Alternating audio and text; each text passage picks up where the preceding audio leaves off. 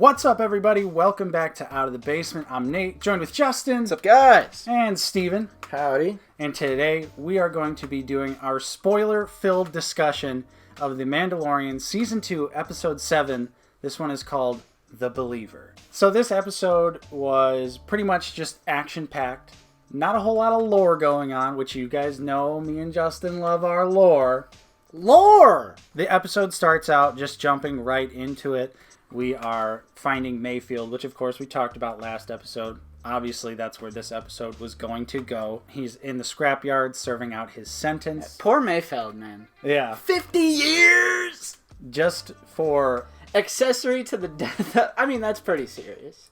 That's a pretty serious crime. Right, but it almost kind of paints the New Republic, just like later in the episode when they talk about how the Empire, New Republic, to a lot of people, it's kind of the same thing. Which I feel like it's always been that way. Right. Like the red letter media joke of like how in Revenge of the Sith, Coruscant just looks like nothing's wrong. The average Joe is on his way to work zooming on the highway. But of course, the New Republic droid approaches Mayfield, tells him he's got a new designation, and of course he has to report to Cara Dune, who is a New Republic marshal. And then, of course, she recruits him, and we get to see a new reveal of Boba Fett in his freshly painted armor. He got a makeover. He said, "Mando, drive the ship. I gotta paint my armor." It looks awesome. Yeah, I'm 100% ready for that figure. You know what figure I'm ready for? Billy Redballs.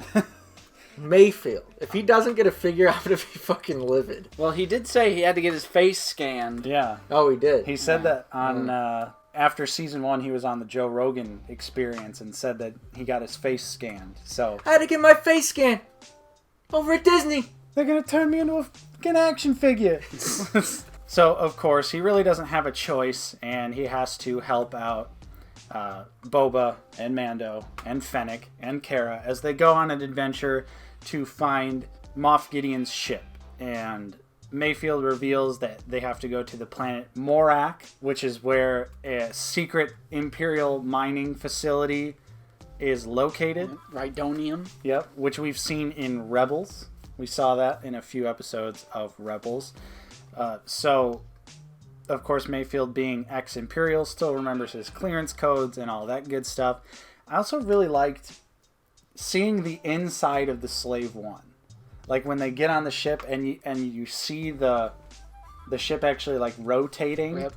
Seeing the Slave One flying across in pretty much in replacement of the Razor Crest, I'm down. Yes. I'm just down for it. And Razor Crest is awesome, but... Was. Don't tell that to the HasLab backers, Steven. Yeah. $350 down the toilet. Which, I mean, it leads me to a very bold prediction that at some point, I firmly believe Boba Fett is going to kick the can and Mando is going to inherit the Slave One, and that's going to be his new ship. Because think about it, it's pre-Empire, just like the Razor Crest. It's an iconic ship. It is. I feel like... I'm not down for that.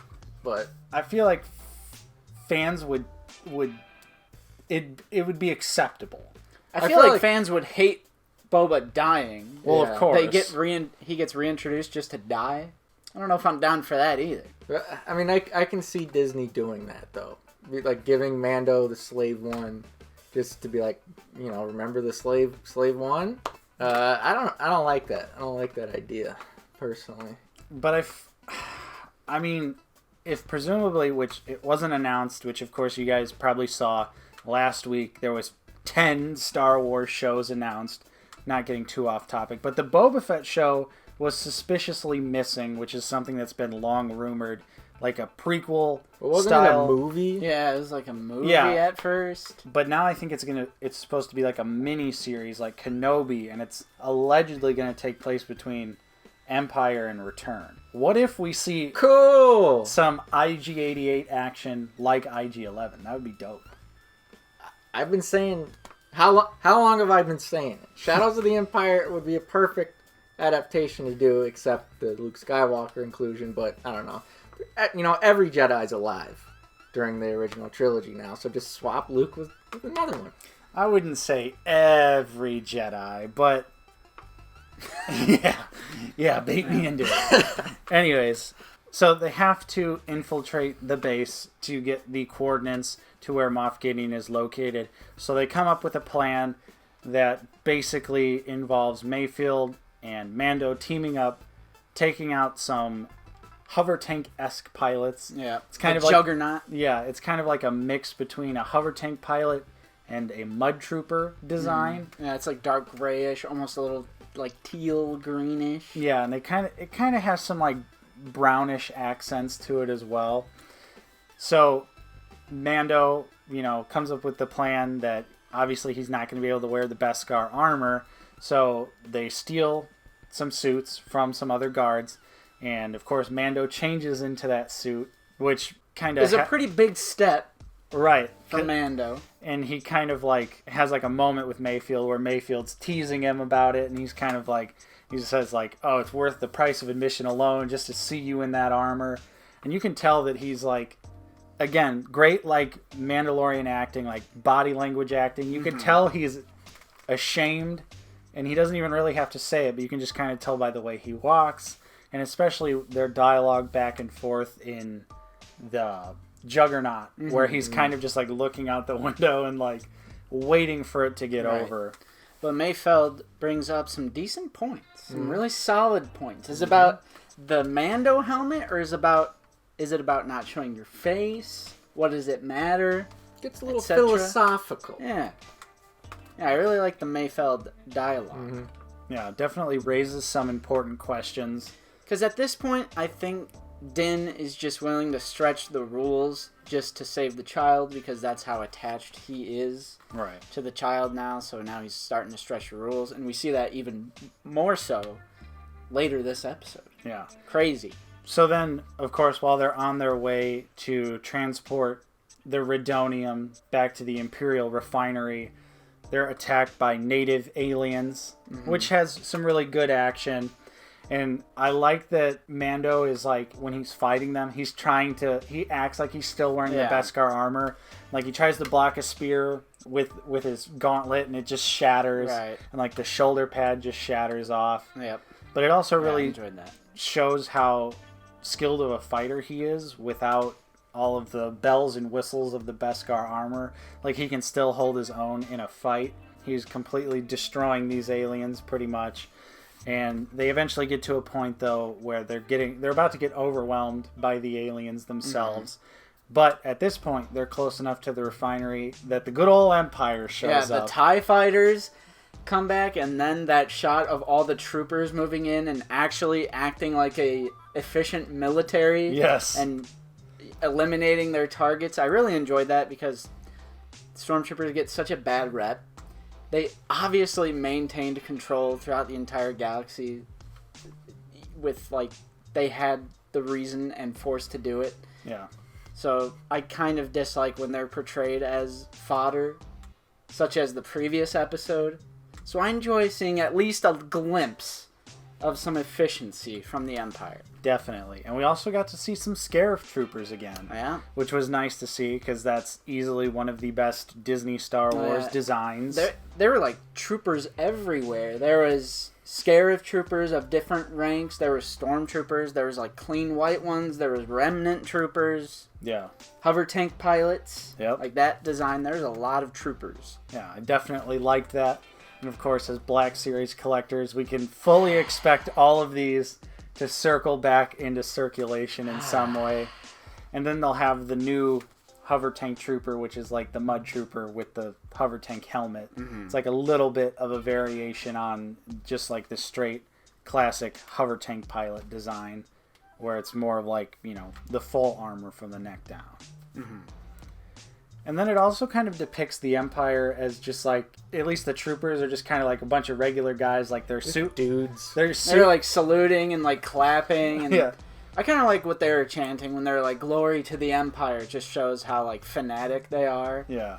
Fanatically loyal. But they're just like I'm like, great job, buddy. You did awesome. And just when you're like, yeah, they saved Mando and yeah. and Bill Burr, like, good for them. Like, you're kind of on their side, and they're like showing gratitude towards them and saluting them and stuff. And then just when you get comfortable in the pocket, you meet the baddie of the episode, and he really just makes you hate him and the Empire all over again. 100%. And it's so great when he meets his fate. Yeah. By Bill Burr's hand. He just has enough and just fucking shoots him. Yeah, and it's just great moment. I love, like, obviously Mando is, like, completely awkward. Like, he's not saluting, and, like, Mayfield's, like, trying to, like, he's like... Well, he probably feels like he's naked. Yeah. I skipped forward a little bit. Right. But, like, they eventually, they find the control council they're looking for. And, of course, there's some Imperial officers that are, like, having their little lunch break or whatever. And Mayfield recognizes one of them who... I can't remember his name in the show, but it's Richard Brake, famous character actor. He's in a bunch of Rob Zombie movies, plays the Ice King in Game of Thrones for one season. I like him as an actor. Like, I feel like he always plays a scumbag character, and he plays a scumbag and does it well, really well. Yep. And so Mayfield doesn't want to do it. He doesn't want to risk this officer identifying him because he doesn't have his helmet on, and of course he like makes eye contact with him right away. He's like, I can't do it. Yep. Can't go in there. Wait, why couldn't he just put his helmet on? Well, because of the facial recognition stuff. Okay. He would have had to take it off again anyway. Okay. So he backs out of it, but obviously it's clearly a vessel to get Mando to... Yeah, because I was going to say the Imperial officer doesn't end up recognizing Mayfeld anyway, so I was like, it's kind of just an excuse to get Mando to take his helmet off. But when that happened, I was like, oh! Yeah, but it's obviously a great moment of character progression because you see that Mando, of course, is willing to pretty much do anything at this point to get Grogu back, and he pretty much without hesitation takes the helmet off so that his face can get scanned so that he can, put the coordinates on the data stick and get those and then get out of there. Is this the first episode without Grogu at all? Probably. Most likely, I would say that this is the first episode we haven't seen him. I didn't notice, it was like, obviously I love all the scenes with Grogu. He's super adorable. He's turning out to be a really interesting character, even though he doesn't he's like an interesting character with no dialogue or anything. But yeah, it wasn't really noticeable. But I think because in the back of your mind, like, he's just aboard the Imperial light cruiser, in his baby handcuffs. Which, how cruel is the Empire? They had baby handcuffs on standby. How many babies do they have handcuffed somewhere? Maybe they're like select the size. You can scale them down a little bit. Okay. Because they're like ray shields. They're like ray shield binos. I think we got an Imperial apologist over here. Yeah. Are you okay with the Imperial Army arresting babies, Justin? Yeah. Let us know what you think in the comments below. Hashtag baby handcuffs on Twitter. So, the officer played by Richard Brake is trying to talk to Mando, and Mando's just like... Is this the first redneck Imperial officer? He's like, come over here, boy. We're gonna have ourselves a drink. Yeah. And Mando's just like a deer in the headlights. He's just like, oh... And Bill Burr implies like he's deaf or something. Yeah, because he lost his hearing somehow, which... Good cover. And then I just loved Pedro Pascal's acting in this scene, especially when he's face to face with the Imperial officer and he's like not looking at him in the eyes. Like, he's just kind of looking at the ground. Like, he's so uncomfortable that to like have his helmet off, and you really feel that through his performance. And he's just like, I'm the co-pilot of the hover tank. It was weird to hear his voice, not through the communicator thing. Yeah. So, of course, Mayfield saves the day because his cover's about to get blown. And he's like, "What's your TK number?"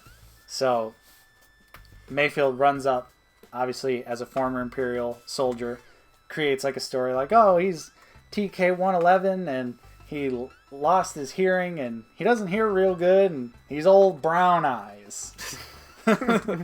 So then, of course, he invites him to have a drink, and then you get, honestly, a pretty great performance from Bill Burr. Like He can act. And like He can act. you could see him like visibly tearing up because they're describing like presumably the event that caused Mayfield to leave the Empire was just like what was it, Operation Cinder, where they pretty much scorched a planet, killed a bunch of innocents, pretty much killed anyone that was involved in the situation. Mayfield says like, yo, you know, my entire garrison was killed in that battle, and the Imperial officer's just kind of like, well, For the greater good. yeah, think about all the good I did. Well, son, it's for the greater good.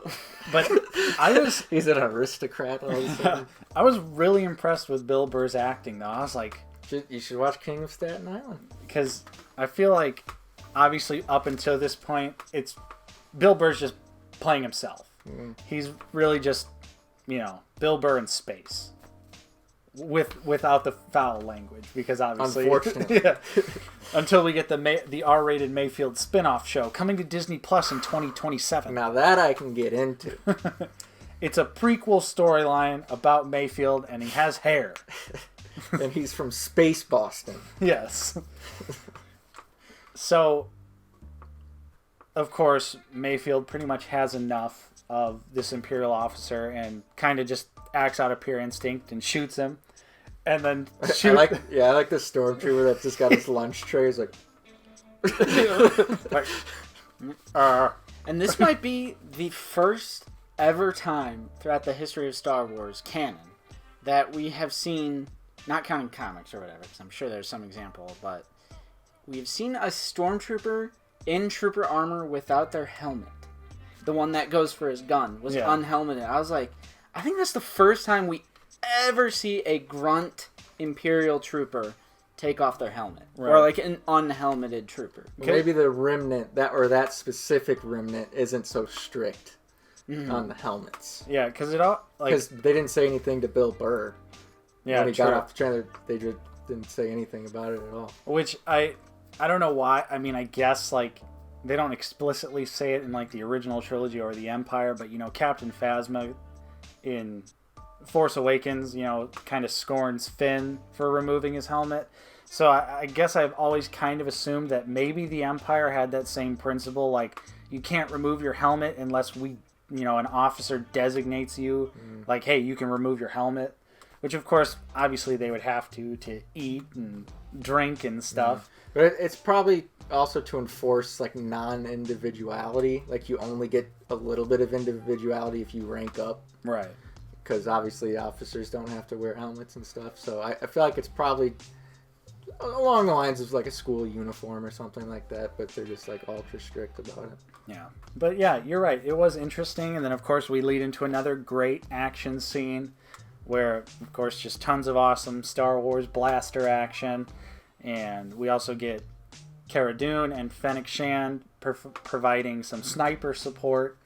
And it's just a really epic scene. I loved sort of them just absolutely obliterating all of the Imperials on the inside of the compound. And then, of course, you know, they break out. They're on the roof. They're running away. Boba Fett shows up and saves the day. They jump on. And then Mayfield kind of has like a last, like, you know, he calls it getting something off of his chest, where he shoots the Redonium, big giant explosion of the Imperial facility. Because he was an Imperial sharpshooter. Yeah, which was Nice little callback. another great moment of character development for Mayfield. And I mean, honestly, at this point, I kind of hope we do see him again in the future.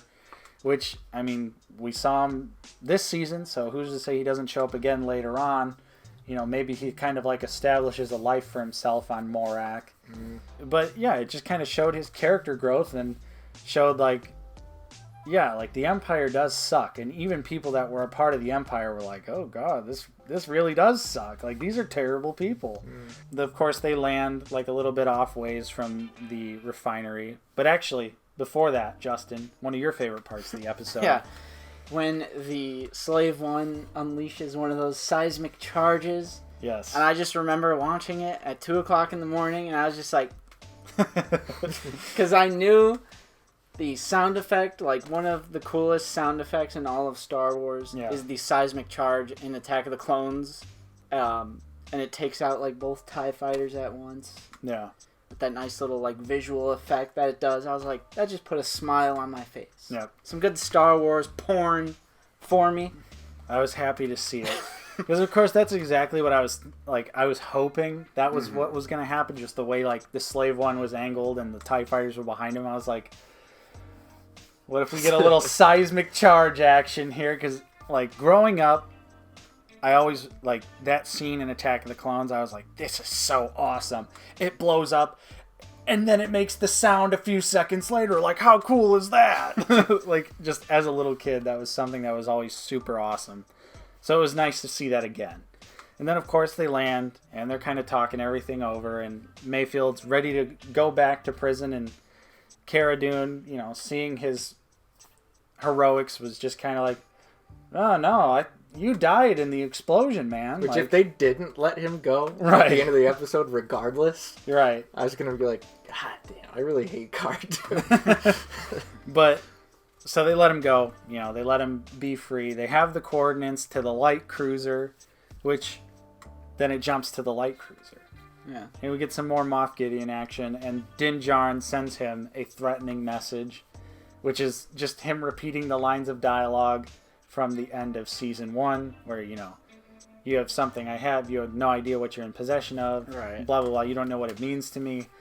And I liked that. I liked it. I liked that Mando was kind of throwing that back in his face, like, no, you don't know what he means to me, and I'm coming for you. Which, clearly leading into Episode 8, there's got to be an all-out battle coming. And it's, yeah, for sure. And it's going to be epic Star Wars action. Lightsabers. Let's get Cobb Vanth. That was pretty much the episode in a nutshell. Justin, what did you think? Do you have any final thoughts? Anything you'd like to add? I thought it was really solid. Super decent episode. I probably liked last week and the week before more. Of course. But I don't think this was like, oh, filler. Yeah. It's side questy. Yeah. But it was the good kind of side quest that involved the Empire. It was nice to see all those trooper designs. I mean, it has to do with the plot because he wouldn't randomly know where the Imperial light cruiser was going. So it's kind of like the explanation of how he knows where the ship is going to be. So that was decent. I'm satisfied with that. I'd probably give it an 8. 8 out of 10. 8 out of 10. Steven, your final thoughts? Your final score out of 10? I pretty much agree with everything he just said. This was a side quest episode that I was really into. And their motivation was obviously very important as well. So I would also give this exactly an 8 out of 10. And any episode where we can get some Bill Burr in it, I'm down, because obviously I'm a Bill Burr fan, but and this episode just solidifies it, and his first appearance was not a fluke. Like, his character is great. Yeah. Like, love or hate Bill Burr himself, like the character. Is it Mayfeld or Mayfield? It's Mayfeld. Field. I hope we don't get roasted too hard. Field. But anyways, that Mayfeld is a good character and worth more digging into and seeing more of. Sure. So I enjoyed this episode a lot. And there you go. I agree with you guys. 8 out of 10. So final score across the board is an 8 out of 10. This is how you do a filler episode.